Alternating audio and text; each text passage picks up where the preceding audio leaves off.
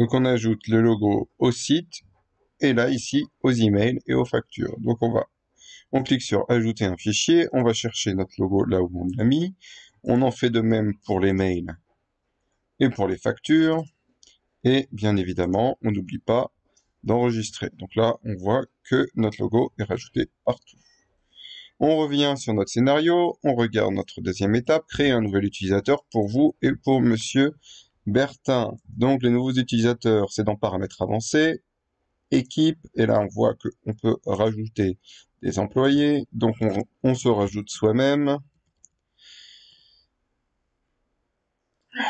l'adresse email qu'on souhaite ajouter au compte, le mot de passe si on veut qu'il reçoive la newsletter PrestaShop ou non, et on lui accorde des permissions. Donc là, on va m'accorder les super admins, et on va en faire de même pour monsieur Bertin. Donc, on a une adresse email qui nous est donnée, hop, hop, hop, on la copie, on la colle, on rajoute un mot de passe au monsieur Bertin, et on lui donne le rôle de super admin. Donc là, on voit bien qu'on a rajouté les utilisateurs comme ça nous était demandé.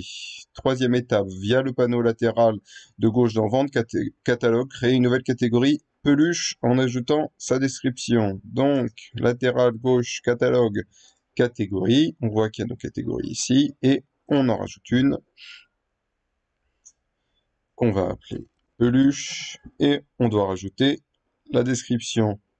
On voit bien que là, la catégorie peluche, elle est bien ajoutée dans la partie accueil. On ne nous demande pas de la mettre sous une autre catégorie. On regarde notre site, on voit qu'il y a vêtements, accessoires, art, et on veut que notre catégorie peluche, elle arrive là. On nous demande de rajouter une description. Ici, vous retrouverez toutes vos peluches préférées. On peut rajouter une image de la catégorie, une miniature de la catégorie. On nous donne les dimensions recommandées. On peut rajouter la balise titre et la balise et la métadescription.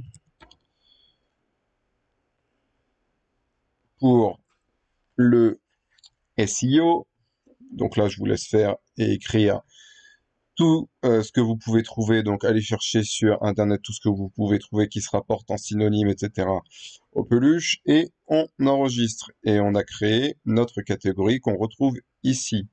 Cependant, pour ajouter cette nouvelle catégorie, vous devez vous rendre dans personnaliser module, module et services, rechercher menu principal, upgrader si cela est proposé, puis configurer, ajouter peluche à votre menu, vérifier sur le site que cela est bien fait. Parce que comme vous le voyez, on a certes rajouté notre catégorie peluche dans le back-office, mais si on va sur notre boutique et qu'on rafraîchit notre catégorie, on voit qu'elle ne se rajoute pas. Parce que il faut aller dans module, module installé, et là on nous dit de chercher menu principal, donc on va rechercher menu, on voit qu'il y a menu principal, on nous dit upgrader si cela est proposé, on nous propose d'upgrader donc on upgrade,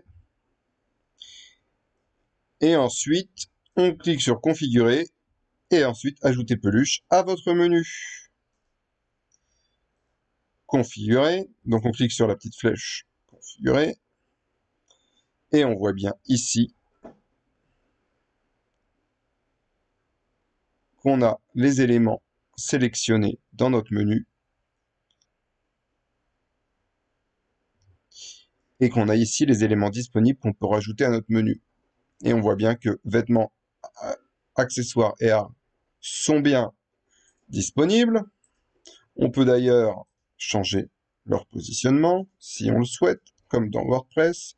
Et on va surtout rajouter la catégorie peluche. On enregistre et on met à jour notre page et on voit que notre catégorie peluche a bien été rajoutée.